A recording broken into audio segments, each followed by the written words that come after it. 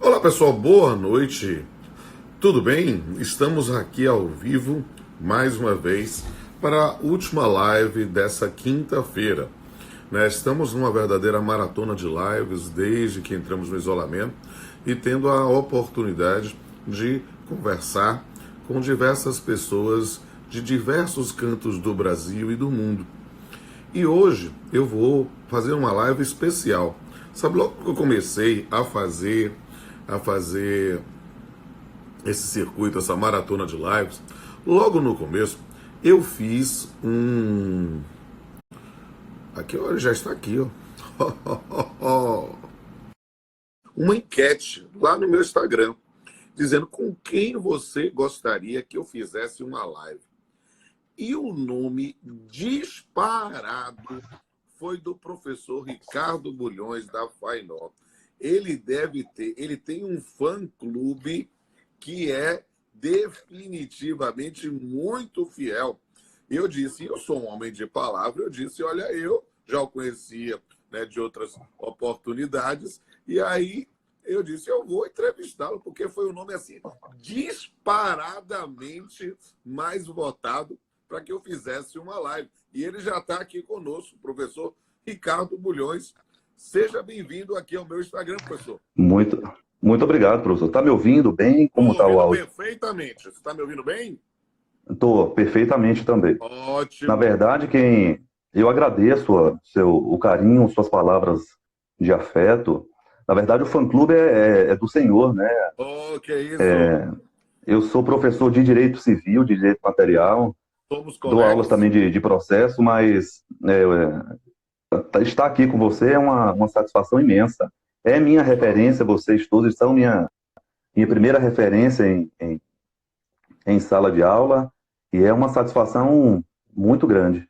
Quando Eu eu vi a fico. sua mensagem no meu Instagram, eu tomei um susto, né? Fiquei radiante, estou muito feliz, eu agradeço a Não, confiança e o convite. e aí a palavra do povo é a palavra de Deus, meu amigo. E quando eu disse lá, olha, foi sério, eu ouvi, e eu tive várias pessoas, assim, várias indicações de grandes juristas, e Pedro Lenza, o Dilley, o próprio Pablo, e aí eu disse, eu entrei em contato com todos, mas o mais votado foi Vossa Excelência. E eu disse, Eu olha só, agradeço. eu quero fazer, então, a live mais bombada do país aqui com o professor Ricardo Bulhões. E aí, que o povo todo, boa noite a todo mundo que está participando nesse momento. É minha última live do dia. Eu estou fazendo literalmente uma maratona, um circuito de lives. Ontem eu cheguei a fazer 7 lives. Então, é uma coisa assim que é muito pesada.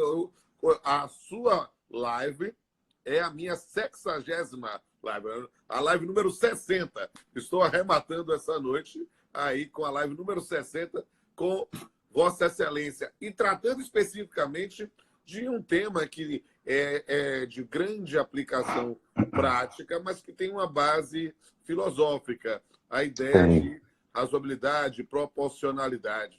E aí e eu digo assim com liberdade, quando eu conversei, sondei para que a gente fizesse essa live, eu fui perguntar o tema e veio logo essa. Eu disse, ótimo, vamos conversar. E aí, nesse ponto, só dizer para o pessoal que está nos assistindo aqui, já temos aqui 125 pessoas ao vivo neste momento e vai entrar muito mais gente. No final, a gente faz o print screen para ver o número total, né? Mas é sempre importante para o pessoal dizer assim, siga aí o professor Ricardo Bulhões aí no Instagram, me siga, R. Pamplona Obrigado, Filho, professor. e siga meus 2 canais no YouTube, o canal Pamplona e o canal Papeando com Pamplona. Essa live, como de costume, vai ficar aqui gravada no Instagram, né? As próximas 24 horas ela fica disponível, mas nós vamos fazer o download e já baixar lá no canal Pamplona, que é justamente o canal onde eu boto as lives exclusivas, lives diretamente do meu canal. Vamos bater um papo, professor? Com certeza, professor. É isso aí. E qual foi a lógica, qual foi a sua intenção ao querer suscitar razoabilidade e proporcionalidade nesse momento? Diga aí. Pronto. Eu vou falar Eu sou professor de contratos, né? Uma das disciplinas que eu ministro. E eu tenho percebido que, logo quando começou a pandemia, e é algo que eu sempre tento fazer principalmente em sala de aula, é pensar qual é o papel da academia, qual é o papel das instituições. O senhor é professor de pós-graduação estrito sensu, né? Então, eu acho que mais do que reproduzir lei, é a gente pensar a lei, né? E fazer essa meditação. Eu tenho visto, eu não sei também se essa live tem uma relevância tão grande, e aí eu só vou justificar, né? Não do ponto de vista desse bate-papo que estamos tendo, ou teórico, mas é porque, socialmente falando, fazendo uma análise, né, a gente percebe que as pessoas estão mais acostumadas e querem mais ter uma resposta rápida para as demandas que a vida vem trazendo, né?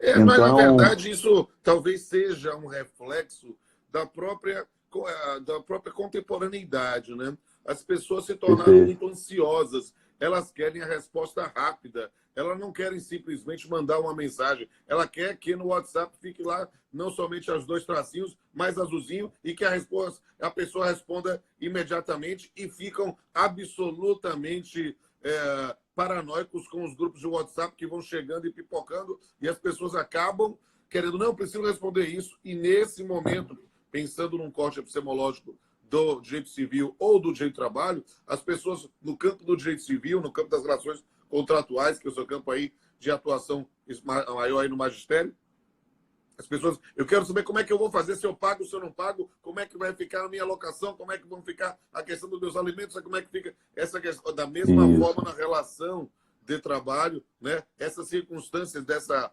proliferação de medidas provisórias 927, 936, 944, 945, 946, uma quantidade enorme de relações, e as pessoas, vem cá, e aí como é que eu faço nessa situação? As pessoas querem a resposta automática, fast food, né? Então, isso é muito perfeito, complicado para o processo de maturação que o direito trabalha. E eu digo isso porque é natural que muitas vezes pensemos nesse campo de razoabilidade e proporcionalidade, mas quando a gente pensa em razoabilidade, eu acho que a gente tem que fazer uma referência natural a um filósofo, que é Luiz de Recassen Sitges, que trabalha a lógica do razoável como uma premissa da atuação no campo do direito. E a ideia de proporcionalidade tem sido cada vez mais invocada justamente no campo da ponderação de interesses, no pensamento de perfeito, Alexis, no pensamento de Dworkin. Ou seja, nós temos um campo, mas o que a gente precisa muito entender, professor, e sem sombra de dúvida é um tema instigante, é que e nós temos uma grande responsabilidade como professores, né? Eu estou atuando como professor há 25 anos, praticamente, né? E a gente tem uma grande responsabilidade com essa nossa juventude, que é hoje nossos filhos por adoção intelectual, nossos alunos e alunas, né? Por quê? Porque justamente por, às vezes, ter essa formação do mundo que exige respostas rápidas, às vezes eu acho que é preciso uma maturação para se entender o que é aplicação de razoabilidade e proporcionalidade. Eu brinco muitas vezes em sala de aula que quando as pessoas invocam razoabilidade e proporcionalidade, parecem que estão ensinando ou aprendendo não direito, mas defesa da arte das trevas em Hogwarts, né? Como se estivesse aprendendo uma palavra mágica, um cruciatus, é um verdade, spectro patronum, uma abracadabra, como se fosse ali, ó, falou isso, resolve. E não se resolve da noite para o dia. Porque é como muitas vezes a própria concepção de bom senso, né? perfeito, Que é uma referência, por exemplo, no pensamento cartesiano. Né? Se você lê o discurso do método e vê lá, Descartes já falava isso, meus amigos, há tantos anos, né? Há tantas décadas, há séculos, a ideia especificamente de que, olha, o bom senso é o sentimento mais abundante na natureza humana. O problema é que o bom senso de um não é o bom perfeito. senso do outro. Né? Então, muitas vezes, pensar na invocação de uma expressão que é tão importante quanto razoabilidade, quanto proporcionalidade, quanto a ideia do senso comum como uma forma de resposta, é algo que muitas vezes é um desafio para o jurista. O que é que o senhor acha disso? Não, perfeito. E na sua fala brilhante, professor, já mostra a sensibilidade que se tem no tema, né? Eu acho que quando a gente começou a conversar, eu meio que me expus, e eu disse que me incomoda um pouco essa ideia de direito enquanto lei, aliás, enquanto fonte primária de direito, né? Então, eu acho que o senhor, sendo poeta, inclusive, eu acho trabalhar com princípios, pensando esse momento de instabilidade, um momento crítico, né, na história, não só brasileira, mas na história mundial, né? A gente está vivenciando uma situação, foi completamente inesperado, né? Imprevisto, imprevisível, né? Ninguém poderia imaginar. Eu estava conversando hoje com minha esposa e pensando exatamente nisso. O ano passado estávamos pensando em viajar nesse período, né? Em algumas lives eu tenho mencionado se em dezembro, quando a gente ouve aquelas previsões para o ano seguinte, algum mago dissesse que, olha, nós vamos ter um período que vão ter que ficar todo mundo em casa, nós vamos dizer, enlouqueceu, surtou, que loucura, que nada, tá maluco. E nós estamos vivendo algo absolutamente inédito na história da cidade, do estado, do país, do mundo. Né? Eu tenho, já que você está invocando a parte artística, eu tenho feito muitas lives sempre registrando o início, não na frase de Lulu Santos e Nelson Mota. Nada do que foi será de novo do jeito que já foi um dia. Perfeito. Tudo passa, tudo sempre passará. Por quê? Porque, na verdade, o modelo de normalidade que vivíamos antes da pandemia não vai voltar. Porque quem vai passar Perfeito. é a pandemia. Nós vamos voltar para uma normalidade que não é a mesma normalidade anterior. É um novo normal que nós temos que construir. E nessa provocação de trabalhar a ideia de razoabilidade e proporcionalidade, é compreender que talvez o papel do jurista contemporâneo seja efetivamente de aprender a lidar com cuidado de ourives, com cuidado que quem lapida uma pedra preciosa, né? Esses importantes princípios no campo da negociação. Porque a gente precisa pensar que não dá para simplesmente achar que uma palavra mágica vai resolver o problema do locador e do locatário. Não, é preciso aprender a ter uma nova postura do direito para quê? Para não dizer que eu vou lá para prender, arrebento, resolvo, não sei o que, eu vim aqui. Não, nós vamos ter que aprender a negociar, aprender a ceder. Isso é uma coisa muito interessante. Fala aí, professor. Perfeito.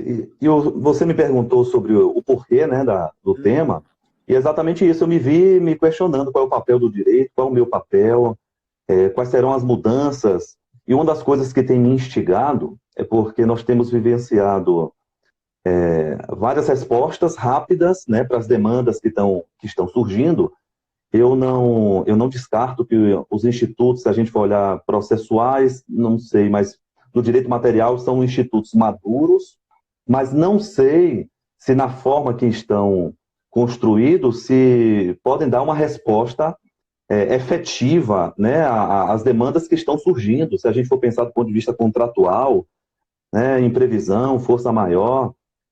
Mas é justamente isso que eu estou dizendo. Né? A gente ensina, quando falamos sobre a teoria geral dos contratos, a questão da resolução por onerosidade excessiva, verificamos a ideia da teoria da imprevisão, da cláusula rebus sic stantibus, mas o que nós precisamos compreender, pegando a linha da sua proposta de razoabilidade e proporcionalidade, é que mudou a equação econômica e o indivíduo já tem o direito subjetivo de dizer não, quero reduzir 10, 20, 40 ou não pagar, a questão não é essa. Na verdade, é compreender que ela é a teoria da imprevisão, para trabalhar na perspectiva mais ampla. É a base filosófica, né, jus-filosófica, para poder provocar uma negociação, uma revisão contratual, uma rediscussão da equação econômica. Quando eu e o senhor ensinamos teoria geral dos contratos e vamos falar sobre esses temas,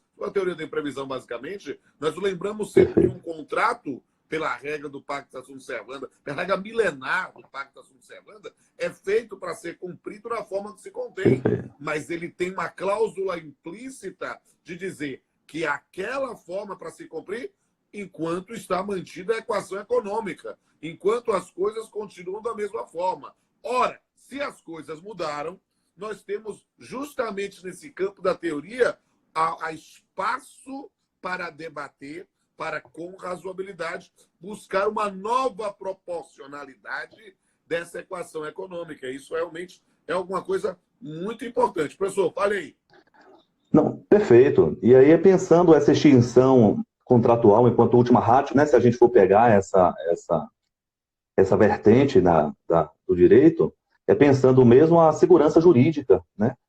Então, essa meditação, logo quando começou esse estado de pandemia, eu já fazia com meus clientes, com meus alunos, essa meditação em relação à segurança jurídica e a instabilidade que traria pegar o conceito seco e frio e transpor para a situação concreta. Então, é basicamente isso. Na minha fala de hoje, uma das coisas que eu acho que eu não vou fazer aqui é trazer respostas prontas, né? Sair dessa caixa que nós estamos vivenciando, né? E tentar enxergar um algo mais, né? Então, dentro desse algo mais, uma das coisas que tem me instigado também, além desse momento de instabilidade, são das respostas e dos critérios, na verdade, que se dão para as situações que têm ocorrido. Então, pensar proporcionalidade e razoabilidade é você pensar que existem critérios que podem ser construídos para as situações que estão vindo. E quais são estes critérios que nós vamos estar utilizando? Ótimo, eu gosto do tema porque é um tema que não cabe só ao direito, mas cabe à sociedade. Aqui eu estou pensando sobre uma perspectiva de interpretando mesmo o direito, né? Nós temos critérios lógicos, gramaticais, teleológicos, mas a minha vertente, a minha leitura do direito sempre é utilizando uma interpretação humanística mesmo, entendendo essa eficácia horizontal que existe em matéria de direitos humanos, entendendo que o princípio da razoabilidade e da proporcionalidade são pedras, vertentes, pilares fundamentais do ordenamento jurídico, e, portanto, eles podem dar uma luz no fim do túnel, né? Podem dar uma esperança do que pode ser utilizado, dos critérios que podem ser utilizados, como é que nós vamos trazer algumas soluções para algumas situações que já estão ocorrendo. Então, o que eu tenho feito... aprofundar nessas questões, quer suscitar algumas propostas? Suscite, professor. A palavra é sua. Eu pensei... Eu tenho colocado os critérios, né? Primeiro que esse tema tem uma dificuldade imensa, porque quando você coloca do ponto de vista histórico, você percebe que existem vários doutrinadores ao longo do tempo que vêm criar e vieram pensar a proporcionalidade e razoabilidade. Quando você faz uma pesquisa rasa na jurisprudência brasileira, olhando o posicionamento, por exemplo, dos tribunais superiores, você percebe que não existe unicidade, existe uma vertente, talvez não se estabeleça mais, mas em algum momento da nossa história recente, trabalhou-se com razoabilidade e proporcionalidade enquanto sinônimos, né? Existem pessoas que ainda trabalham dentro dessa perspectiva, mas aqui eu vou citar daqui a pouquinho Humberto Ávila, né, para falar que nós temos critérios para poder pensar a razoabilidade, sair dessa construção de senso comum, sair talvez até, não que não tenha um espectro de bom senso na razoabilidade, porque tem, eu até o entendo assim, mas existem critérios a serem estabelecidos.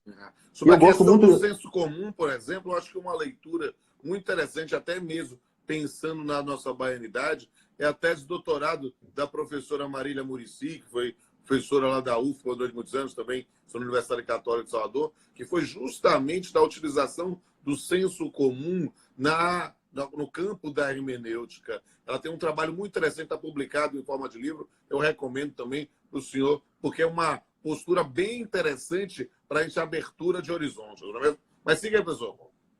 Perfeito. E se somos acadêmicos, se a gente entende que a ciência é importante, tem desenvolvido um papel muito importante, né, na busca de curas, eu acho que a pessoa que trabalha com direito, o operador do direito, ele também precisa pautar o seu método de interpretação, inclusive, dentro de critérios. Se a gente pensar a sociologia, essa ideia me veio agora, a sociologia enquanto ciência, quando a gente for lá para trás pensar o que Augusto Comte fez, foi exatamente pegar os métodos que já se faziam em outras ciências e transpor para você pensar a sociedade. Então, o profissional do direito trabalha com ciência social aplicada e às vezes dá a entender, ou pelo menos aparenta, que se trabalha muito com senso comum, com ideias sem nenhum critério, sem nenhuma baliza, uma reprodução daquilo que já é feito. Então, hoje, é basicamente pensar esses critérios. Eu queria só fazer uma observação, professor, porque o tema, além de ser muito amplo, e aí o senhor me questionou, bora pensar alguma coisa, dá para pensar muita coisa que já tem sido feita, né? Então, eu tenho visto um trabalho primoroso dos tribunais para poder, já tão recente, já poder trabalhar com proporcionalidade, com razoabilidade, pensando em algumas situações, por exemplo, débitos alimentares, a prisão civil hoje, no que se refere a débitos alimentares, o regime de reclusão, mas a gente já tem algumas decisões, né, permitindo que a pena seja cumprida em caráter domiciliar.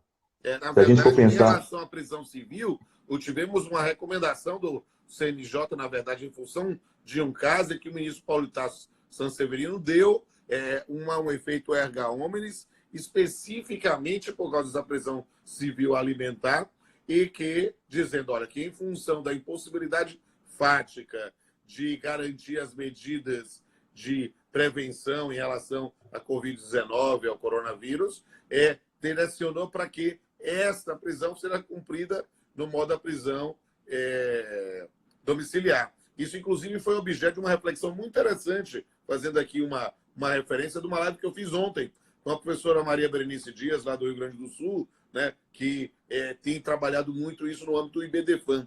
Há também algumas referências que podem ser feitas aí nesse ponto, e é um tema que realmente está na ordem do dia. Siga aí, professor. Não, e pensar privacidade, suspensão de prazos prescricionais, então a gente consegue repensar todo o direito, né? Pensando e aplicando a razoabilidade e a proporcionalidade.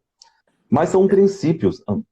É preciso Não, por favor, entender que algumas dessas questões a gente sempre vai ter a referência, e aí o senhor trouxe a menção aí no caso da LINDB, né? A ideia da lei como a fonte primordial do direito. É claro que a restrição às fontes auxiliares na Lei de Introdução ao Direito Brasileiro, o nome atual da antiga Lei de Introdução ao Código Civil, ela é muito espartana, e há muito mais do que aquelas 3 fontes auxiliares. Mas a ideia de busca de segurança jurídica faz com que nós, não é que sejamos reféns da lei, me permita essa reflexão, mas sim ter um critério impessoal objetivo no texto legal como fonte primordial, e por isso, dentro dessa questão que o senhor suscita, em relação, por exemplo, a prazos prescricionais, pensar que o magistrado pode querer afastar o prazo por um critério de razoabilidade ou de proporcionalidade, ele vai ter que fazer algo que é individual e não numa resposta geral, que é o que próprio da lei. Por isso a importância desse ponto do projeto de lei 1179, que tramita no Congresso Nacional, do senador Antônio Anastasia, de Minas Gerais, que quer justamente trazer para o campo, e nessa atuação muito importante com o senhor, como professor de direito contratual, a gente precisa estar realmente bem atento a ele. Por quê? Porque efetivamente, né, há ali discussões realmente fulcrais, né? A ideia da suspensão dos prazos de prescrição, para uso capião, a própria noção da proibição do despejo em situação em função da pandemia, há várias questões importantes, professor. Siga aí. Perfeito. E é dentro dessa visão pós-positivista mesmo. Não, tá, tá ótimo. É dentro dessa visão pós-positivista mesmo, né, de entender que a LINDB não se adequou a uma Constituição, segundo José Afonso da Silva, que é principiológica, né, essencialmente principiológica.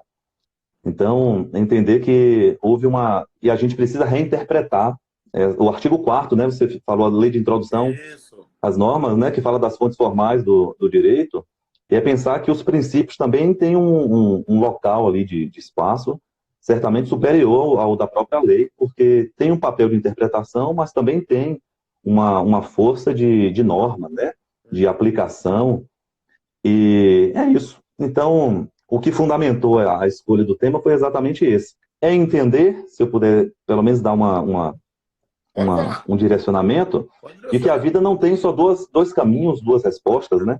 O critério de subsunção do fato à norma nem sempre ou na grande maioria das situações, a gente está vivenciando aqui. Eu acho que qualquer situação que a gente pegar enquanto escopo, enquanto exemplo, a gente consegue perceber que a subsunção não vai ser critério e nem pode ser utilizado. O senhor citou Alexei, pensarmos mesmo a questão da ponderação, de que pode haver conflitos, como já estamos tendo, né, conflitos de direitos fundamentais, entender que devemos analisar a situação fática, ponderar a situação, trabalhar dentro dos critérios de razoabilidade, proporcionalidade, né, e dar a resposta adequada àquela situação. Aí me veio na cabeça a questão da restrição de liberdade, né?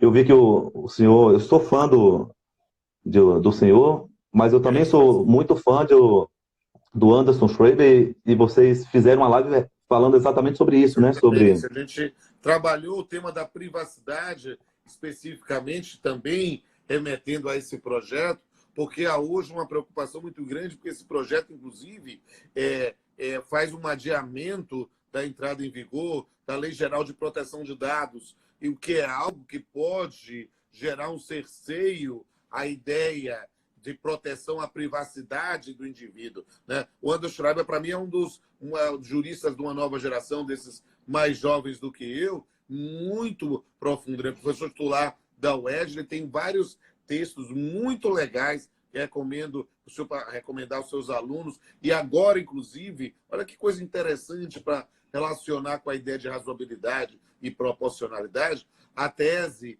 para a titularidade dele foi trabalhar justamente sobre o dever de negociar, que é justamente numa circunstância relacionada à modificação de substratos fáticos que levam, em função de um critério justamente de razoabilidade, a mudança dessa equação econômica. Então, sem sombra de dúvida, uma excelente referência também.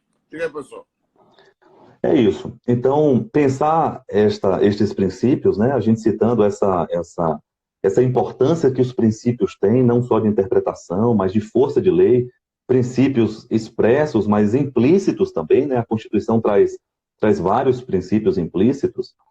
Então, é basicamente isso. Então, eu queria começar falando que a proporcionalidade e a razoabilidade são princípios fundamentais, estruturantes de um ordenamento jurídico, né? São importantes, inclusive, indicativos da finalidade da norma, né? Você utilizar estes critérios.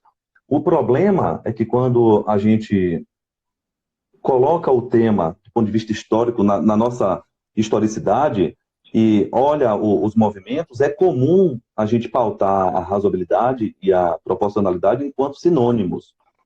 Tiveram vários autores que vieram dar um conceito, dar uma noção diferente, mas o que fala mais comigo é Humberto Ávila, que ele vem pensar, eu tenho uma interpretação do que ele diz, né? Então, razoabilidade, eu faço uma leitura enquanto... É importante conhecer o pensamento do professor Ricardo Bulhões. Lógico. A razoabilidade, para mim, tem uma noção de bom senso, né? Mas ela deve ser estruturada de acordo com critérios, com pautas. Então, Humberto Ávila, aliás, se eu for citar até autores, eles vêm dizer que a razoabilidade possui vários sentidos, né? Várias extensões. É uma busca do interesse público primário, possibilitar uma atuação do Poder Judiciário na análise da situação fática. Mas são critérios que, quando eu pego outros doutrinadores, ainda fica muito espaço, né? Não me dá algum critério para que eu possa avaliar o fato jurídico, né? Pensando no direito enquanto fato, valor e norma. Equidade, congruência e equivalência. Então, o que é que a Ávila vem dizer? Primeiro, para você saber se é razoável a atuação, é você pensar sobre a perspectiva da equidade. Então, você pega a situação e você tenta aplicar em uma situação fática. Sim. Em uma situação, uma ou algumas situações que efetivamente estejam acontecendo. Isso facilita o quê na aplicação da razoabilidade? Isso vem facilitar a não adoção de critérios abstratos, né? E o intérprete, ele efetivamente... da equidade como a justiça no caso concreto. Exatamente. Então, pelo critério da equidade, é você primeiro avaliar a situação, interpretar, pensando uma situação que efetivamente ocorreu. Certo. Isso já possibilita, e você já sai cortando várias outras situações que poderiam estar ocupando o campo do abstrato, por exemplo. Né? Depois que você faz essa primeira análise de caso, você vai pensar congruência. Você vai pensar a repercussão do ponto de vista social, né? Você vai colocar na realidade do grupo, né? Você vai expandir aquilo que foi feito de maneira micro e vai colocar no macro. Certo. Depois você vai pensar a equivalência, que eu interpreto como basicamente um nexo de causalidade. Você tentando atingir uma finalidade com a imputação que se fez. Você analisar equidade, congruência, equivalência, você atingiria os critérios para se poder pensar a razoabilidade. Certo. Aí dentro e a proporcionalidade nesse bolo? A proporcionalidade teriam dois outros critérios. Quais? Primeiro, de adequação, segundo o Ávila, né? E que eu concordo, eu corroboro. Primeiro, adequação e segundo, necessidade. Certo. Pela necessidade, a medida que estava sendo imposta, mais do que você aplicar num caso, você transpor para o social e você pensar numa finalidade, é você pensar se efetivamente era necessário. Ou, em outras palavras, se era inevitável a utilização da norma naquela situação. E a outra é se a utilização não só era inevitável, ele tinha que ser feita, mas era adequado, ou seja, era compatível com aquela situação. São critérios que, ao meu ver, dá um outro sentido à razoabilidade e à proporcionalidade. Essas ideias do professor Roberto Ávila, elas são também bem interessantes para fazer a comparação com o pensamento de Robert Alexy, né? Que nessa perspectiva vão trazendo os critérios para verificar a ideia de ponderação de interesses. É, sem sombra de dúvida, uma grande referência para ele. O senhor citou Alexy, existe ainda um outro elemento, que é a proporcionalidade em estrito senso, que aí sim seria efetivamente essa ponderação, né, de direitos fundamentais. Então, começa-se a construir alguns critérios para que você possa pensar se a medida era ou não adequada, se atende ou não a um bom senso, a uma construção coletiva do que é razoável, né, utilizando esse padrão de homem médio, homem comum, pensando se a medida é ou não adequada, é compatível com a questão.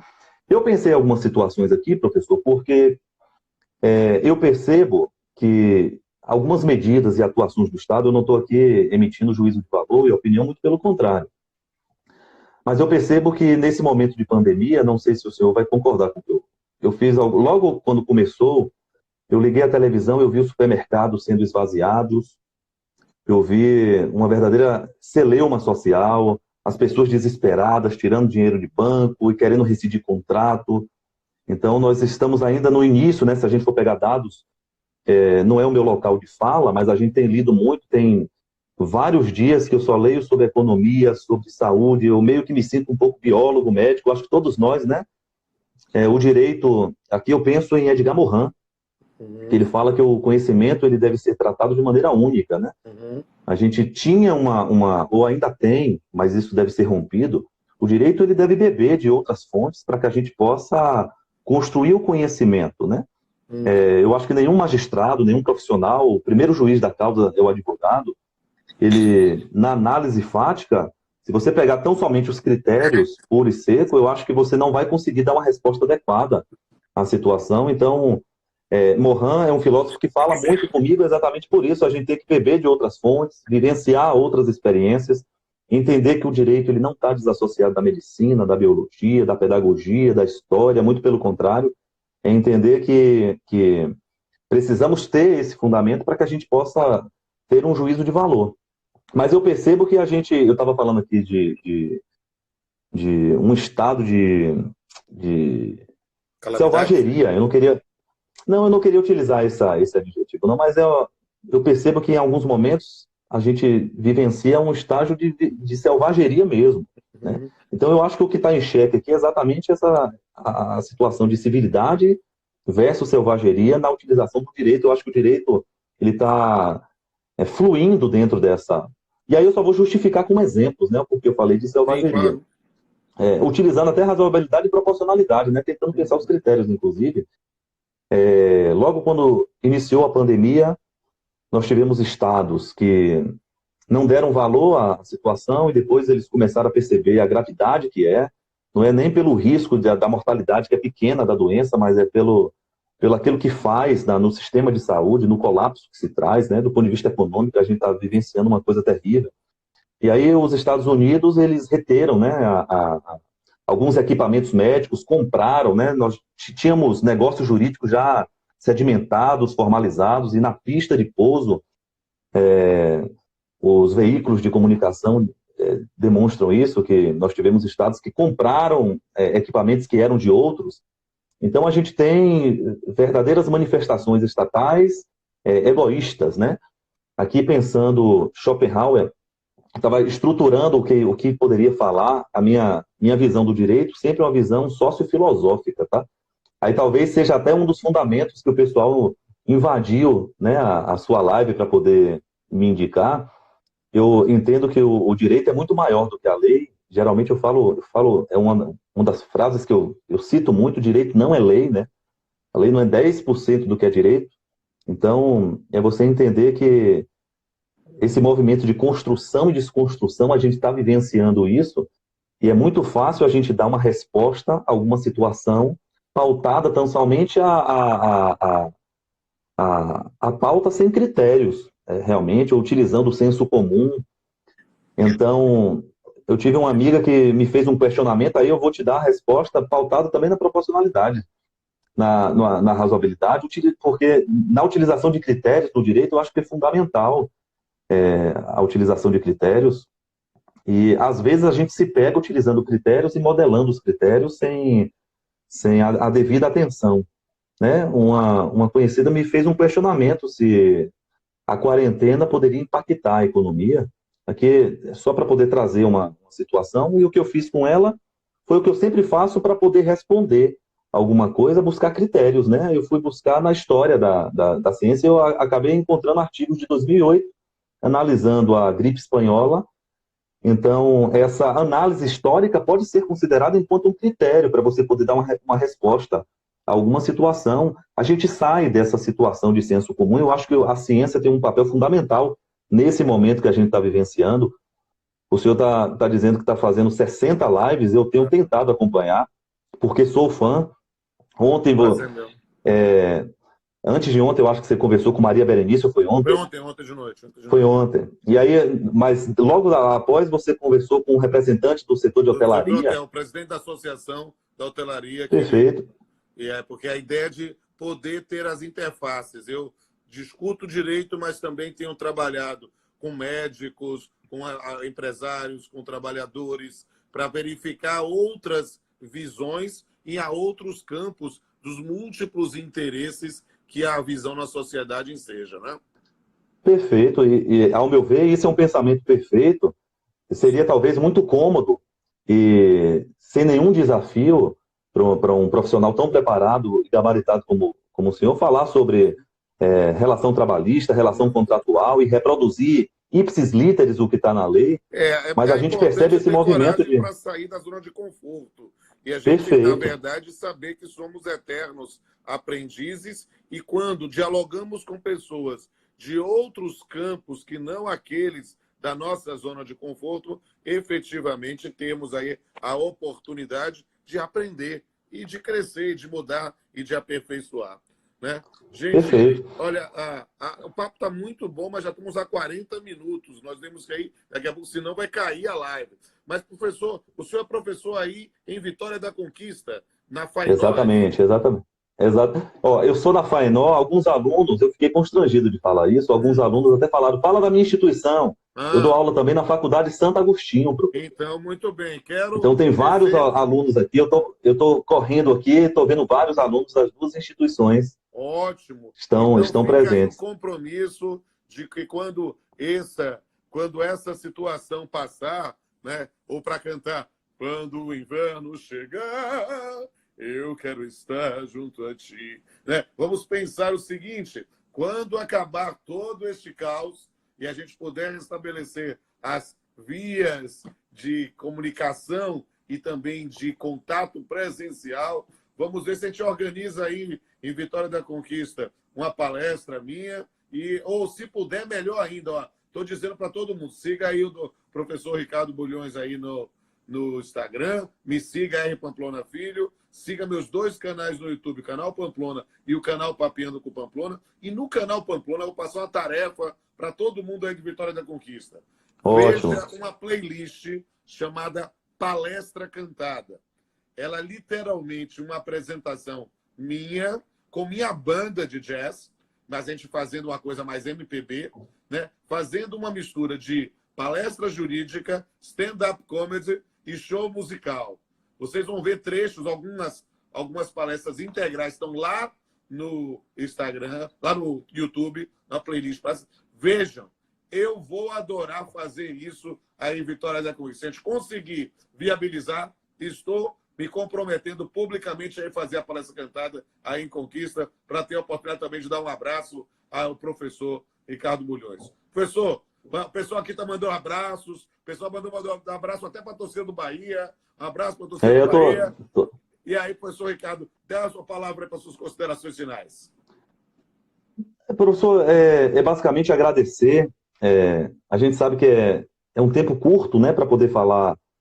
A gente acabou conversando sobre um tema que é muito amplo, né, falar de princípios, falar basicamente de tudo. A gente poderia adequar isso daqui a basicamente tudo. Mas eu queria só finalizar agradecendo. Eu acho que é uma honra estar aqui dividindo o espaço com você. E você só demonstra esse profissional sensível que é. Já somos fãs do senhor, exatamente porque trabalha com outras categorias.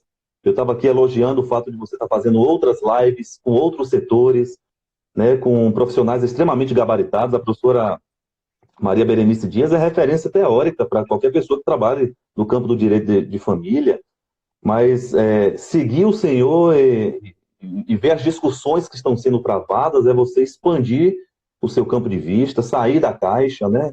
Trabalhar e pensar que essa solidariedade, a gente está num momento que a gente tem que fomentar isso, né? Essa solidariedade, exercitar isso. Então, eu tenho visto até pensando até o direito, em algumas cidades da China, a gente já vê que o nível de divórcios tem um impacto aqui no direito, o nível de divórcio já tem sido muito, muito alto.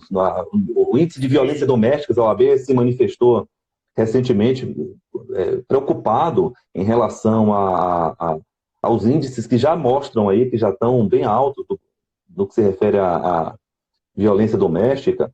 Então, eu acho que a gente tem que trazer e trabalhar exatamente com esses temas. Que podem ser trabalhadas em função desse isolamento presencial que tem gerado, na verdade, válvulas de pressão, na verdade, panelas de pressão sem válvulas de escape dentro dos ambientes familiares. Numa situação que pensa no desfazimento de relações familiares e também, o que é pior, às vezes, na violência doméstica, que também os índices estão muito altos, também é uma questão que eu quero trabalhar em outra live. E dizendo ao pessoal, olha, gente, você gostou dessa live e quer conhecer, ficou curioso para ver essas lives mencionadas aí pelo professor Ricardo Bulhões, confira lá nos 2 canais. Eu estou fazendo o download todo. Esta vai estar aqui nas próximas 24 horas, aqui no meu Instagram, mas também vai ser colocado lá no download no canal, esse aqui no canal Pamplona, mas também vai ter o canal Papiano com Pamplona. Um grande abraço, professor. Mande um abraço para todo mundo. Obrigado, professor. Para os nossos alunos e alunas de Vitória da Conquista. Estou assumindo aqui o compromisso público com o senhor. Quero fazer a palestra cantada em Vitória da Conquista. Valeu, professor. Muitíssimo obrigado, professor. Conjunto será uma grande satisfação, um prazer, uma honra, um privilégio. Professor, você me permite só finalizar? Eu sempre finalizo minhas aulas. Eu tenho 11 anos de formado. Eu comecei a dar aula em cursos preparatórios, busquei as pós-graduações estrito sensu, tenho me enveredado e sou completamente apaixonado pela docência, mas não só em levar o conhecimento, mas como a docência nos transforma, né? É verdade. Então, eu agradeço muito a Deus a possibilidade que me deu de ter esse contato com o senhor, de falar. Eu sou muito fã e eu sempre finalizo as aulas agradecendo. Sim. Eu geralmente inicio agradecendo e finalizo agradecendo. Eu queria agradecer a todo mundo que está presente, que se fez presente, ao senhor, pelo prazer que foi esse bate-papo. Conversar sobre o direito é sempre bom e pensando nesse momento de instabilidade é fantástico. Tentar levar a suavidade, que eu acho que foi basicamente a proposta, né? quando a gente estava conversando ali no WhatsApp, ventilamos o papel social que o professor tem e quão importante é você levar os temas de maneira leve, foi basicamente isso. A gente percebe no seu perfil o quão responsável, o quão leve é, né? Então, é basicamente agradecer. Eu queria só... Uma enquete lá no meu Instagram, dizendo com quem você gostaria que eu fizesse uma live. E o nome disparado foi do professor Ricardo Bulhões, da FAINOL. Ele tem um fã-clube que é definitivamente muito fiel. Eu disse, eu sou um homem de palavra, eu disse, olha, eu já o conhecia, né, de outras oportunidades, e aí eu disse, eu vou entrevistá-lo, porque foi um nome assim, disparadamente mais votado para que eu fizesse uma live. E ele já está aqui conosco, o professor Ricardo Bulhões. Seja bem-vindo aqui ao meu Instagram, professor. Muito obrigado, professor. Está me ouvindo bem? Como está o áudio? Perfeitamente. Você está me ouvindo bem? Estou perfeitamente também. Ótimo. Na verdade, eu agradeço o carinho, suas palavras de afeto.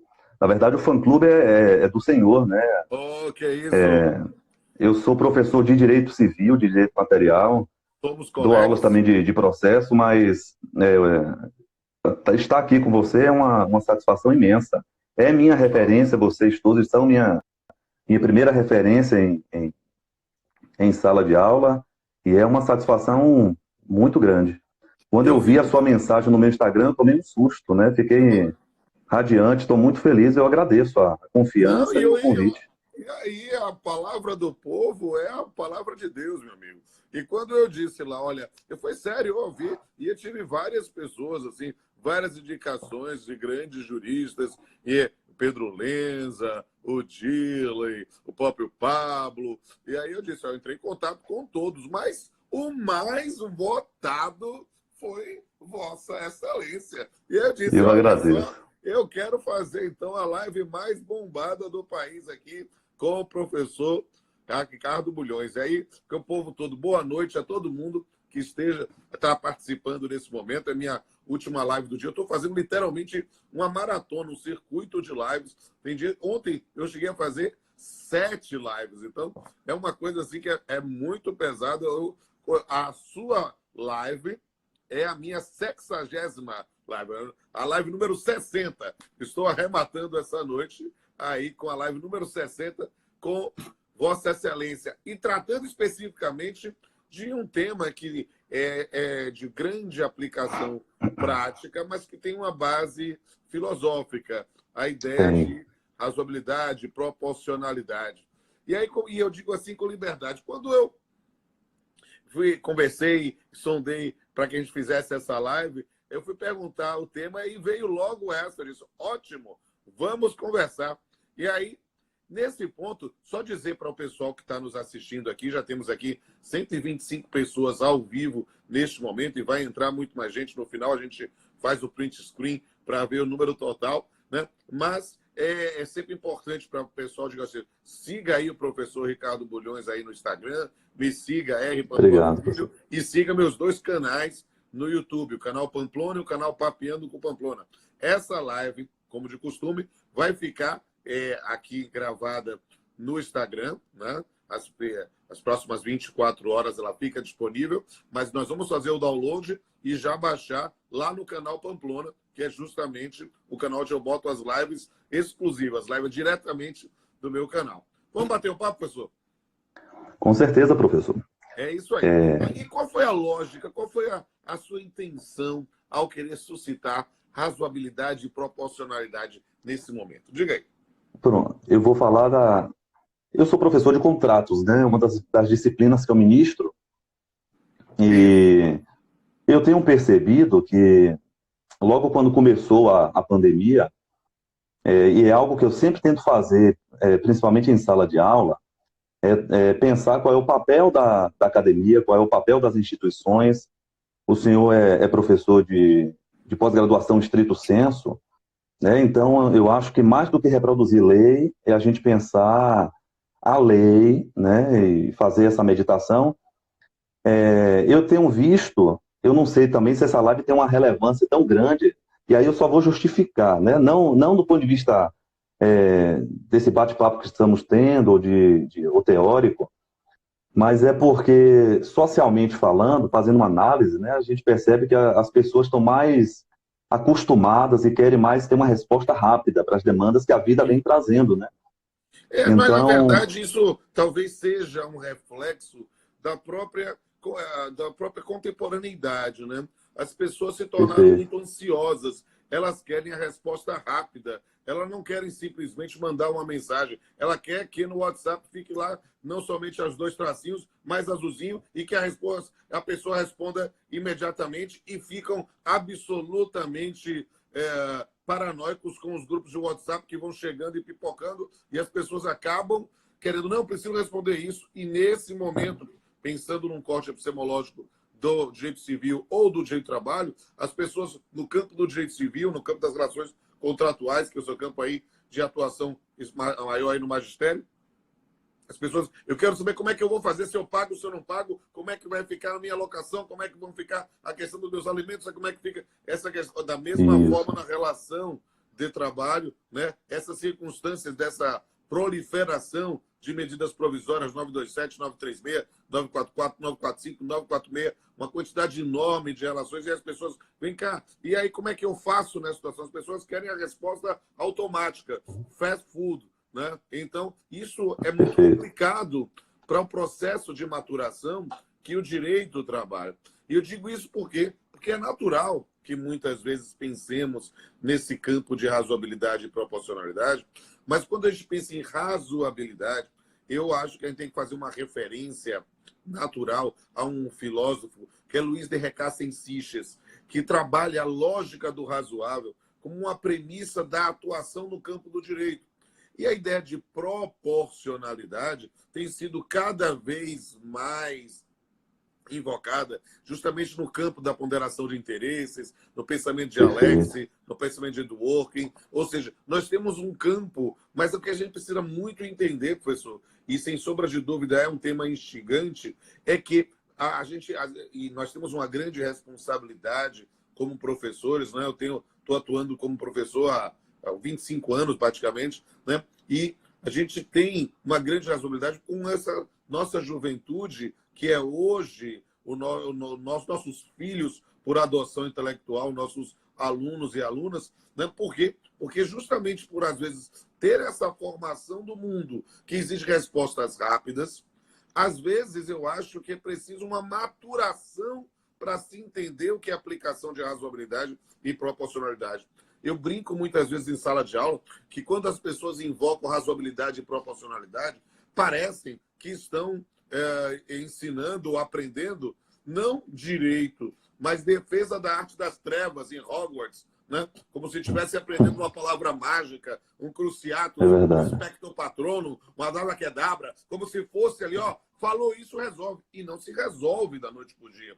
Porque é como muitas vezes a própria concepção de bom senso, né? perfeito, Que é uma referência, por exemplo, no pensamento cartesiano. Né? Se você lê o discurso do método e vê lá, Descartes já falava isso, meus amigos, há tantos anos, né? Há tantas décadas, há séculos, a ideia especificamente de que, olha, o bom senso é o sentimento mais abundante na natureza humana. O problema é que o bom senso de um não é o bom perfeito. senso do outro.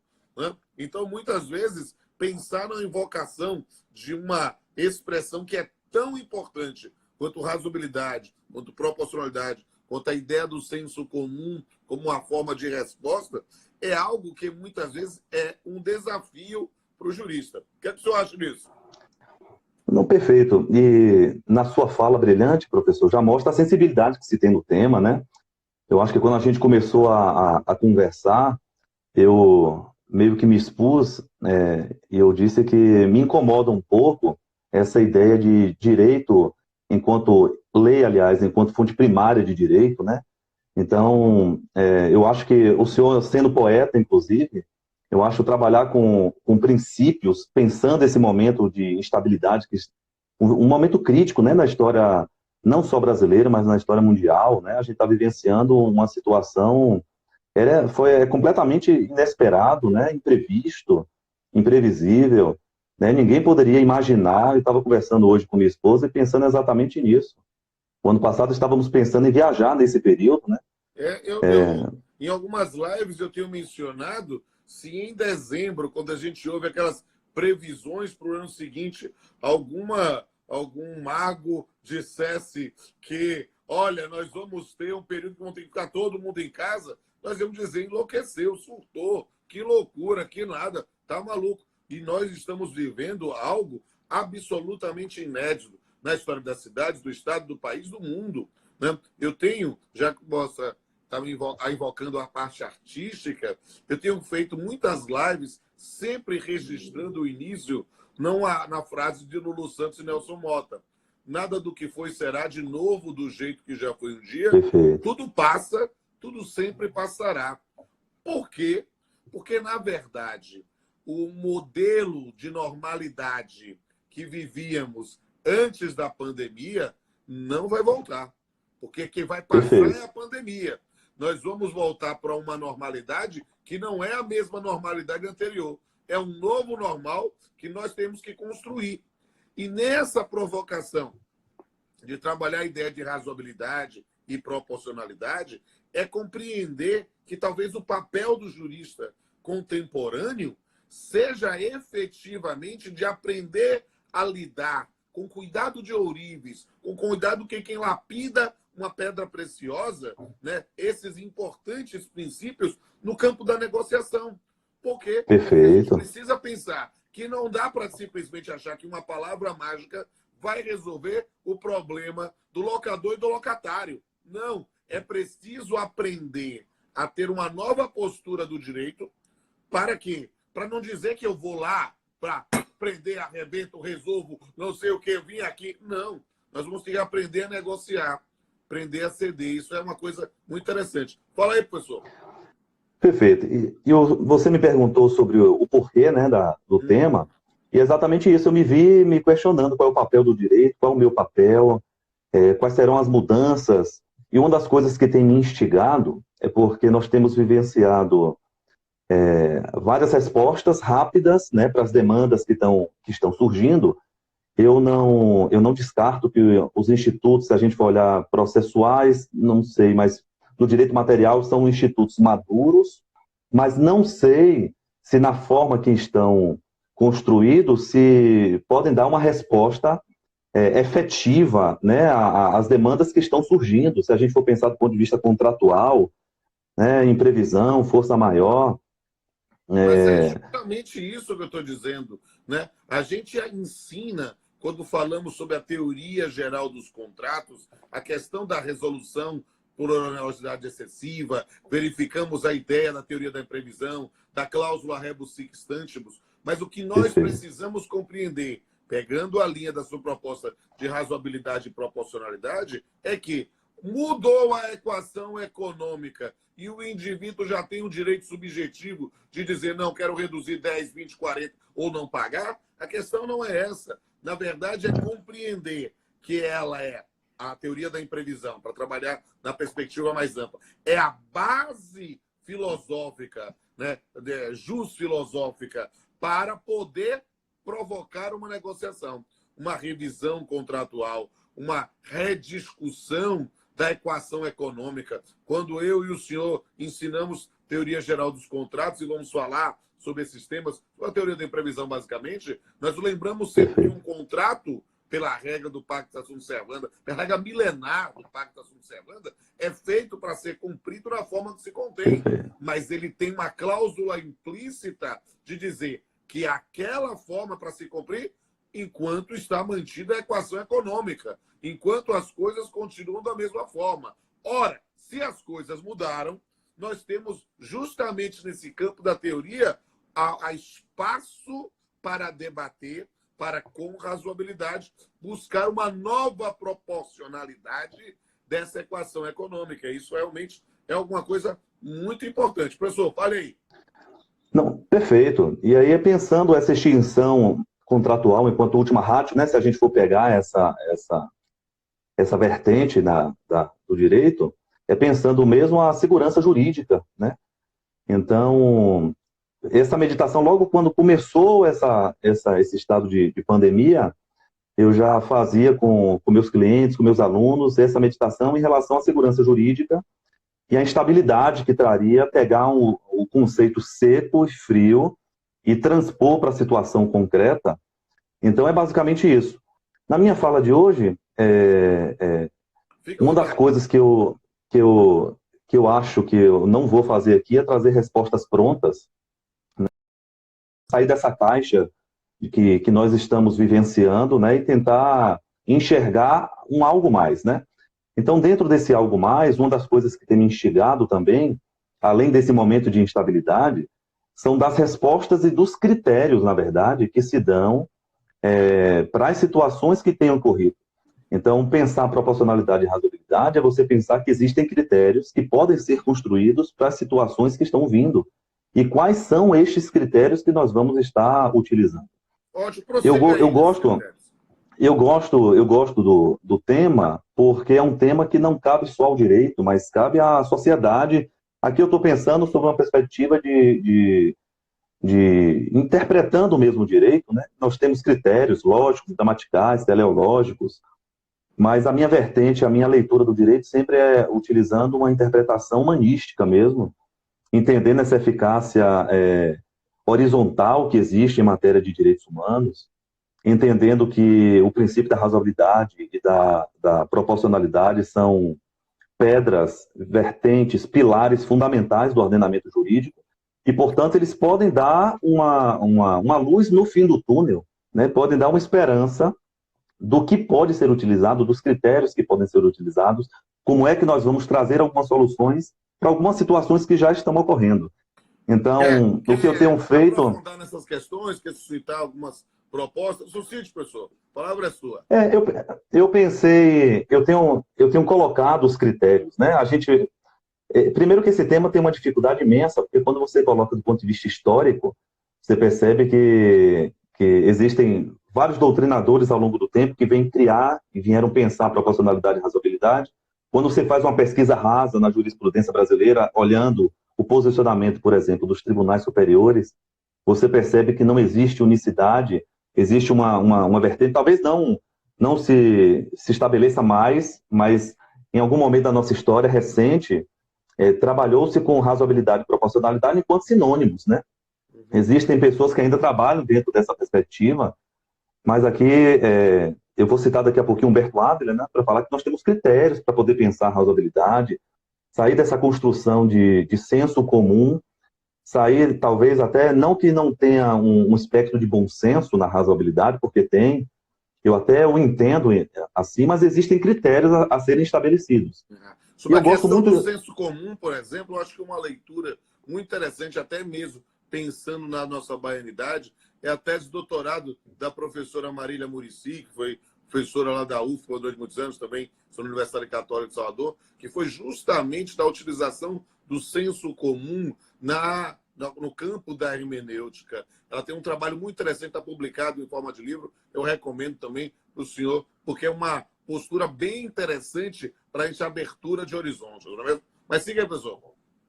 Perfeito. E se somos acadêmicos, se a gente entende que a ciência é importante, tem desenvolvido um papel muito importante, né, na busca de curas, eu acho que a pessoa que trabalha com direito, o operador do direito, ele também precisa pautar o seu método de interpretação, inclusive, dentro de critérios.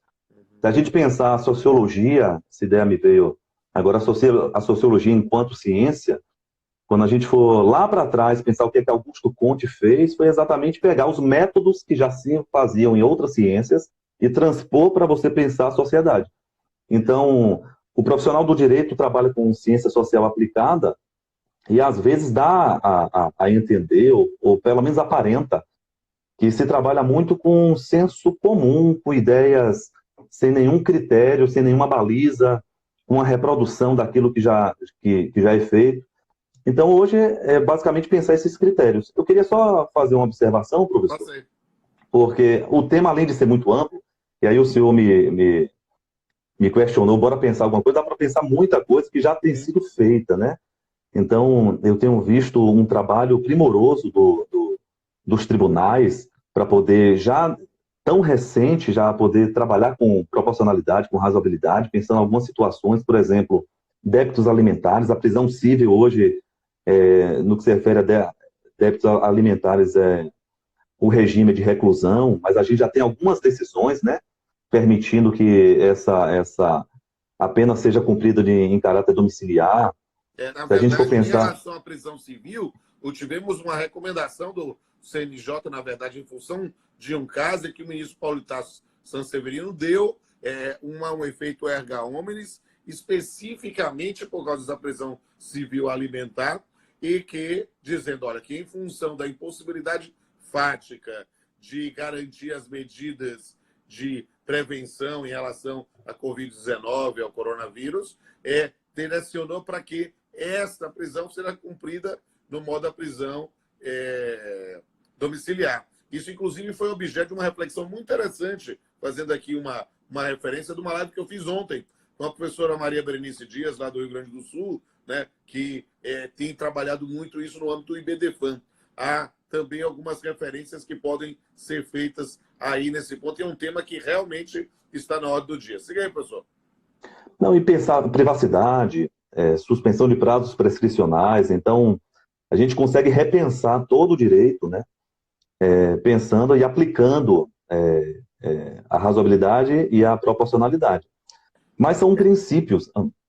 É preciso Não, por favor, entender professor. que algumas dessas questões a gente sempre vai ter a referência, e aí o senhor trouxe a menção aí no caso da Lindbe, né? A ideia da nossa da lei como a fonte primordial do direito. É claro que há a restrição às fontes auxiliares na lei de introdução ao direito brasileiro, o nome atual da antiga lei de introdução ao Código Civil, ela é muito espartana, e há muito mais do que aquelas 3 fontes auxiliares. Mas a ideia de busca de segurança jurídica faz com que nós não é que sejamos reféns da lei, me permita essa reflexão, mas sim ter um critério impessoal objetivo no texto legal como fonte primordial, e por isso, dentro dessa questão que o senhor suscita, em relação, por exemplo, a prazos prescricionais, pensar que o magistrado pode querer afastar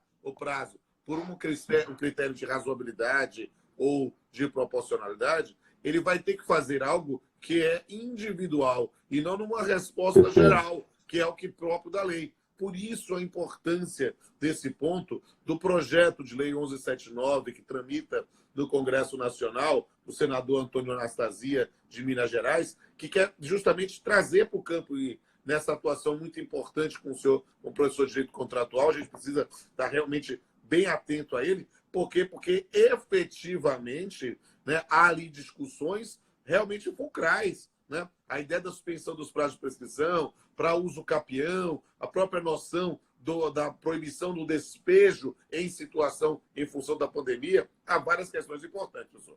Siga aí. Perfeito. E é dentro dessa visão pós-positivista mesmo. Não, tá, tá ótimo. É dentro dessa visão pós-positivista mesmo, né, de entender que a Lindbe não se adequou a uma Constituição, segundo José Afonso da Silva, que é principiológica, né, essencialmente principiológica. Então, entender que houve uma... E a gente precisa reinterpretar o artigo 4º, né, você falou a lei de introdução às normas, né, que fala das fontes formais do direito, e é pensar que os princípios também têm um local ali de espaço certamente superior ao da própria lei, porque tem um papel de interpretação, mas também tem uma força de norma, né, de aplicação, e é isso. Então, o que fundamentou a escolha do tema foi exatamente esse. É entender, se eu puder pelo menos dar um direcionamento, de que a vida não tem só dois caminhos, 2 respostas, né? O critério de subsunção do fato à norma, nem sempre, ou na grande maioria das situações, a gente está vivenciando aqui. Eu acho que qualquer situação que a gente pegar enquanto escopo, enquanto exemplo, a gente consegue perceber que a subsunção não vai ser critério e nem pode ser utilizado. O senhor citou Alexei, pensarmos mesmo a questão da ponderação, de que pode haver conflitos, como já estamos tendo, né, conflitos de direitos fundamentais, entender que devemos analisar a situação fática, ponderar a situação, trabalhar dentro dos critérios de razoabilidade, proporcionalidade, né, e dar a resposta adequada àquela situação. Aí me veio na cabeça a questão da restrição de liberdade, né?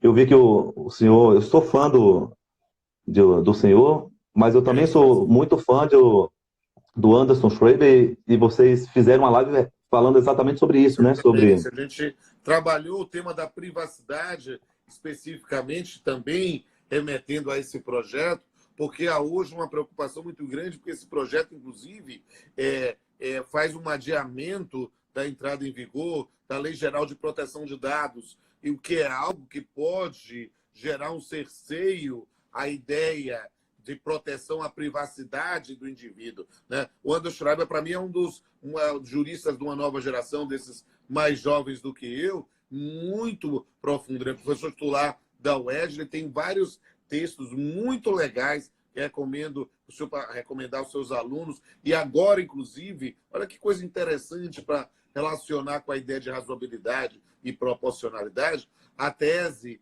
para a titularidade dele foi trabalhar justamente sobre o dever de negociar, que é justamente numa circunstância relacionada à modificação de substratos fáticos que levam em função de um critério justamente de razoabilidade, a mudança dessa equação econômica. Então, sem sombra de dúvida, uma excelente referência também. Diga aí, professor. É isso. Então, pensar estes princípios, né, a gente citando essa importância que os princípios têm, não só de interpretação, mas de força de lei, princípios expressos, mas implícitos também, né? A Constituição traz vários princípios implícitos. Então, é basicamente isso. Então, eu queria começar falando que a proporcionalidade e a razoabilidade são princípios fundamentais, estruturantes de um ordenamento jurídico, né? São importantes, inclusive, indicativos da finalidade da norma, né? Você utilizar estes critérios. O problema é que quando a gente coloca o tema do ponto de vista histórico na nossa historicidade e olha os movimentos, é comum a gente pautar a razoabilidade e a proporcionalidade enquanto sinônimos. Tiveram vários autores que vieram dar um conceito, dar uma noção diferente, mas o que fala mais comigo é Humberto Ávila, que ele vem pensar, eu tenho uma interpretação do que ele diz, né? Então, razoabilidade, eu faço uma leitura enquanto... É importante conhecer o pensamento do professor Ricardo Bulhões. Lógico. A razoabilidade, para mim, tem uma noção de bom senso, né? Mas ela deve ser estruturada de acordo com critérios, com pautas. Então, Humberto Ávila, aliás, se eu for citar até autores, eles vêm dizer que a razoabilidade possui vários sentidos, né? Várias extensões. É uma busca do interesse público primário, possibilitar uma atuação do Poder Judiciário na análise da situação fática.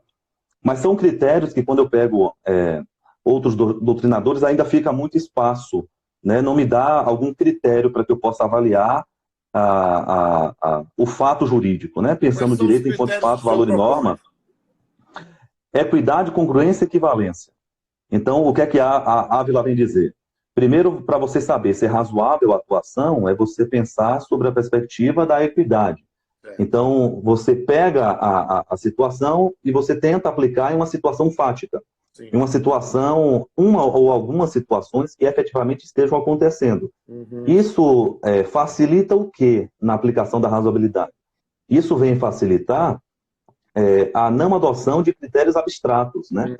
E o intérprete, ele efetivamente... aristotélica da equidade como a justiça no caso concreto. Exatamente. Então, pelo critério da equidade, é você primeiro avaliar a situação, interpretar, pensando uma situação que efetivamente ocorreu. Certo. Isso já possibilita, e você já sai cortando várias outras situações que poderiam estar ocupando o campo do abstrato, por exemplo. Né? Depois que você faz essa primeira análise de caso, você vai pensar congruência. Você vai pensar a repercussão do ponto de vista social, né? Você vai colocar na realidade do grupo, né? Você vai expandir aquilo que foi feito de maneira micro e vai colocar no macro. Depois você vai pensar a equivalência, que eu interpreto como basicamente um nexo de causalidade.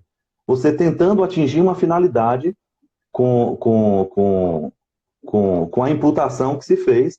Você analisar equidade, congruência, equivalência, você atingiria os critérios para se poder pensar a razoabilidade. Aí E a dentro dessa... proporcionalidade nesse bolo? A proporcionalidade teriam dois outros critérios. Quais? Primeiro, de adequação, segundo o Abel, né? E que eu concordo, eu corroboro. Primeiro, adequação, e segundo, necessidade. Certo. Pela necessidade, a medida que estava sendo imposta, mais do que você aplicar num caso, você transpor para o social e você pensar numa finalidade, é você pensar se efetivamente era necessário. Ou, em outras palavras, se era inevitável a utilização da norma naquela situação.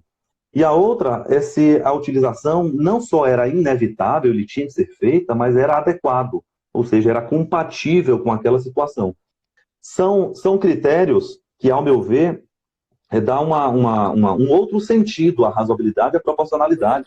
Essas ideias do professor Roberto Ávila, elas são também bem interessantes para fazer a comparação com o pensamento de Robert Alexy, né? Que nessa perspectiva vão trazendo os critérios para verificar a ideia de ponderação de interesses. É, sem sombra de dúvida, uma grande referência para ele.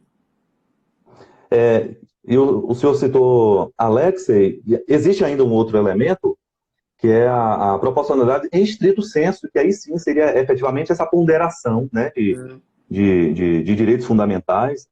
Então, começa-se a construir alguns critérios para que você possa pensar se a medida era ou não adequada, se atende ou não a um bom senso, a uma construção coletiva do que é razoável, né, utilizando esse padrão de homem médio, homem comum, pensando se a medida é ou não adequada, é compatível com a questão. Eu pensei em algumas situações aqui, professor, porque eu percebo que algumas medidas e atuações do Estado, eu não estou aqui emitindo juízo de valor e opinião, muito pelo contrário. Mas eu percebo que nesse momento de pandemia, não sei se o senhor vai concordar com o que eu fiz, logo quando começou, eu liguei a televisão, eu vi os supermercados sendo esvaziados, eu vi uma verdadeira celeuma social, as pessoas desesperadas, tirando dinheiro de banco e querendo rescindir contrato. Então, nós estamos ainda no início, né? Se a gente for pegar dados, não é o meu local de fala, mas a gente tem lido muito, tem vários dias que eu só leio sobre economia, sobre saúde, eu meio que me sinto um pouco biólogo, médico, acho que todos nós, né?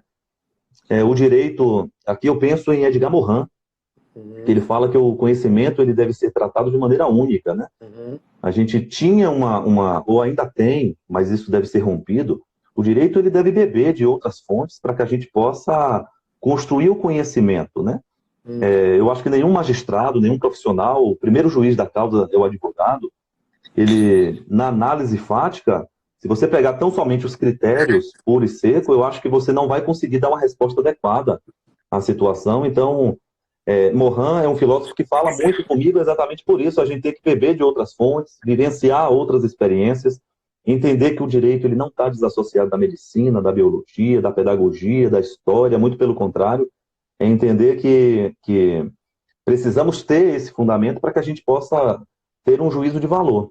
Mas eu percebo que eu estava falando aqui de um estado de selvageria. Eu não queria utilizar esse adjetivo, não, mas eu percebo que em alguns momentos a gente vivencia um estágio de selvageria mesmo, né? Então eu acho que o que está em xeque aqui é exatamente a situação de civilidade versus selvageria na utilização do direito. Eu acho que o direito ele está fluindo dentro dessa... E aí eu só vou justificar com exemplos, né? Porque eu falei de selvageria. Sim, claro. Utilizando até razoabilidade e proporcionalidade, né? Tentando pensar os critérios, inclusive. Logo quando iniciou a pandemia, nós tivemos estados que não deram valor à situação e depois eles começaram a perceber a gravidade que não é nem pelo risco da mortalidade, que é pequena da doença, mas é pelo aquilo que faz no sistema de saúde, no colapso que se traz, né? Do ponto de vista econômico, a gente está vivenciando uma coisa terrível.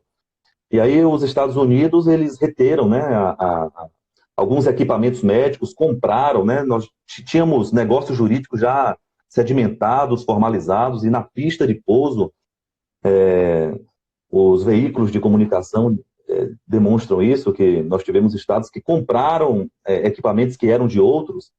Então, a gente tem verdadeiras manifestações estatais egoístas, né? Aqui, pensando, Schopenhauer estava estruturando o que poderia falar, a minha visão do direito, sempre uma visão sociofilosófica, tá? Aí talvez seja até um dos fundamentos que o pessoal invadiu, né, a sua live para poder me indicar. Eu entendo que o direito é muito maior do que a lei. Geralmente eu falo é uma das frases que eu cito muito: direito não é lei, né? A lei não é 10% do que é direito.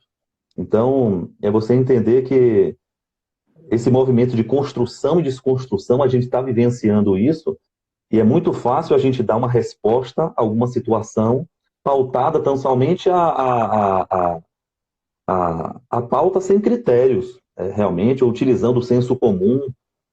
Então, eu tive uma amiga que me fez um questionamento, aí eu vou te dar a resposta pautada também na proporcionalidade, na razoabilidade, porque na utilização de critérios do direito, eu acho que é fundamental a utilização de critérios, e às vezes a gente se pega utilizando critérios e modelando os critérios sem a devida atenção, né? Uma conhecida me fez um questionamento se a quarentena poderia impactar a economia, aqui só para poder trazer uma situação, e o que eu fiz com ela foi o que eu sempre faço para poder responder alguma coisa, buscar critérios, né? Eu fui buscar na história da ciência, eu acabei encontrando artigos de 2008, analisando a gripe espanhola. Então, essa análise histórica pode ser considerada enquanto um critério para você poder dar uma resposta a alguma situação. A gente sai dessa situação de senso comum. Eu acho que a ciência tem um papel fundamental nesse momento que a gente está vivenciando. O senhor está dizendo que está fazendo 60 lives, eu tenho tentado acompanhar, porque sou fã. Ontem, antes de ontem, eu acho que você conversou com Maria Berenice, ou foi ontem? Foi ontem de noite. Foi ontem. E aí, mas logo após você conversou com um representante do setor de hotelaria. O presidente da Associação da Hotelaria. Perfeito. Porque a ideia de poder ter as interfaces. Eu discuto direito, mas também tenho trabalhado com médicos, com empresários, com trabalhadores, para verificar outras visões e a outros campos dos múltiplos interesses que a visão na sociedade enseja, né? Perfeito. E, ao meu ver, isso é um pensamento perfeito. Seria talvez muito cômodo e sem nenhum desafio para um profissional tão preparado e gabaritado como o senhor falar sobre relação trabalhista, relação contratual e reproduzir ipsis literis o que está na lei. Mas a gente percebe esse movimento para sair da zona de conforto. E a gente, Perfeito. na verdade, saber que somos eternos aprendizes e quando dialogamos com pessoas de outros campos que não aqueles da nossa zona de conforto, efetivamente temos aí a oportunidade de aprender e de crescer, de mudar e de aperfeiçoar. Né? Gente, Perfeito. olha, o papo está muito bom, mas já estamos a 40 minutos. Nós temos que ir, daqui a pouco, senão vai cair a live.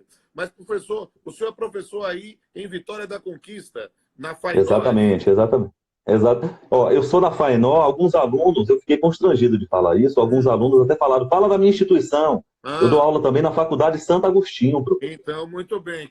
Então, tem vários alunos aqui, eu tô correndo aqui, estou vendo vários alunos das duas instituições. Ótimo. Estão presentes. Aí o compromisso de que quando essa situação passar, né, ou para cantar, quando o inverno chegar, eu quero estar junto a ti. Né? Vamos pensar o seguinte, quando acabar todo este caos e a gente puder restabelecer as vias de comunicação e também de contato presencial, vamos ver se a gente organiza aí em Vitória da Conquista uma palestra minha, ou se puder, melhor ainda. Estou dizendo para todo mundo, siga aí o professor Ricardo Bulhões aí no Instagram, me siga aí, Pamplona Filho, siga meus dois canais no YouTube, o canal Pamplona e o canal Papeando com Pamplona. E no canal Pamplona eu vou passar uma tarefa para todo mundo aí de Vitória da Conquista. Ótimo. Veja uma playlist chamada Palestra Cantada. Ela é literalmente uma apresentação minha, com minha banda de jazz, mas a gente fazendo uma coisa mais MPB, né? Fazendo uma mistura de palestra jurídica, stand-up comedy e show musical. Vocês vão ver trechos, algumas palestras integrais estão lá no Instagram, lá no YouTube, na playlist. Vejam, eu vou adorar fazer isso aí em Vitória da Conquista. Se a gente conseguir viabilizar, estou me comprometendo publicamente a fazer a palestra cantada aí em Conquista, para ter a oportunidade também de dar um abraço ao professor Ricardo Bulhões. Professor, o pessoal aqui está mandando abraços, o pessoal mandou um abraço até para a torcida do Bahia, um abraço para a torcida do Bahia. E aí, professor Ricardo, dê a sua palavra para as suas considerações finais. Professor, basicamente agradecer. A gente sabe que é um tempo curto, né, para poder falar.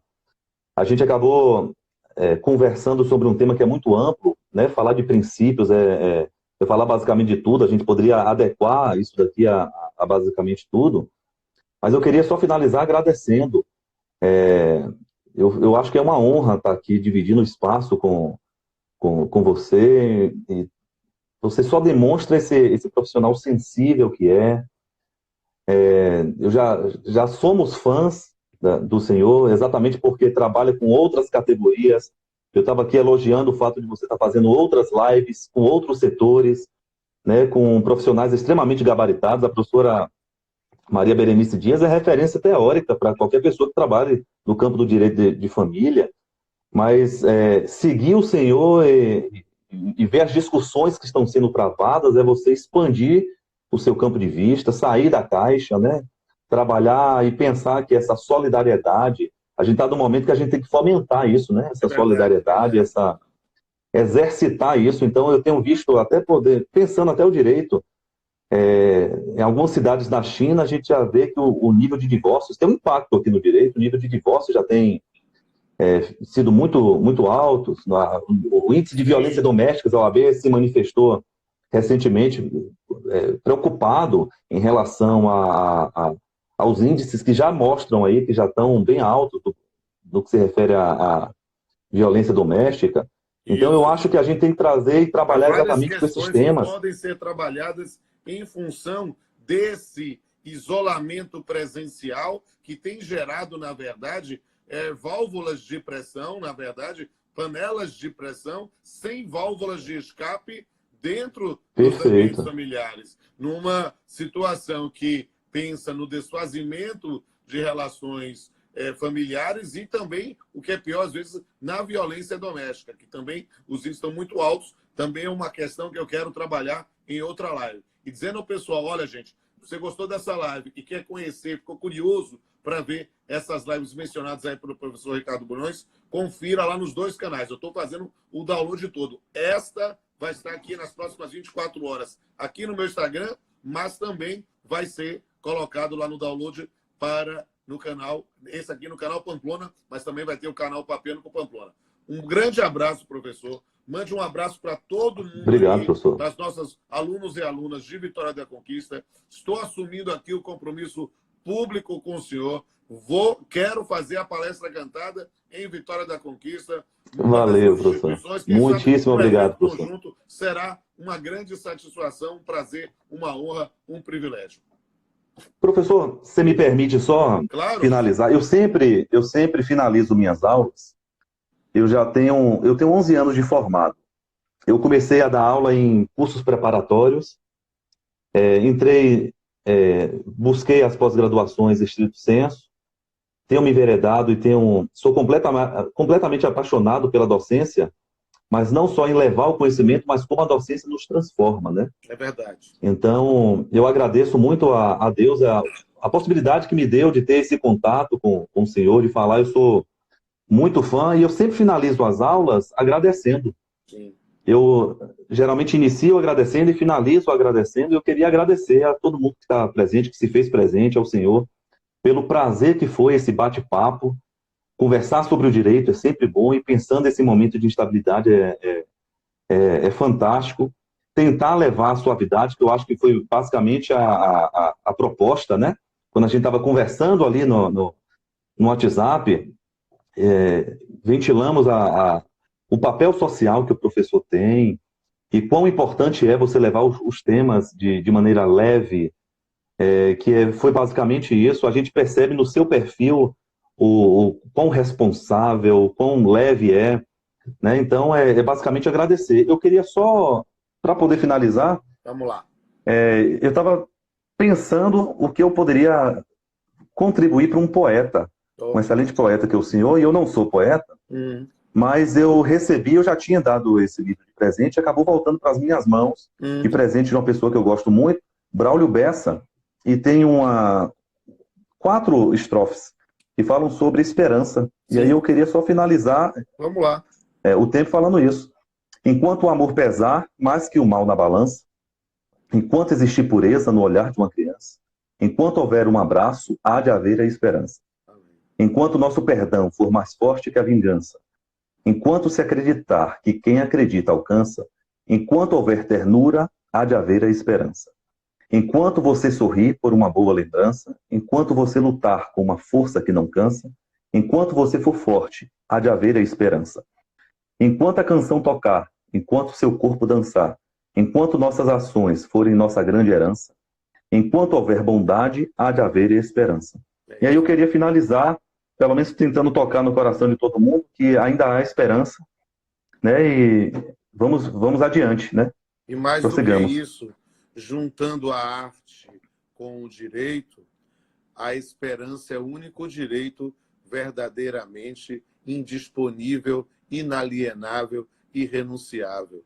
Estamos juntos na esperança de um tempo melhor.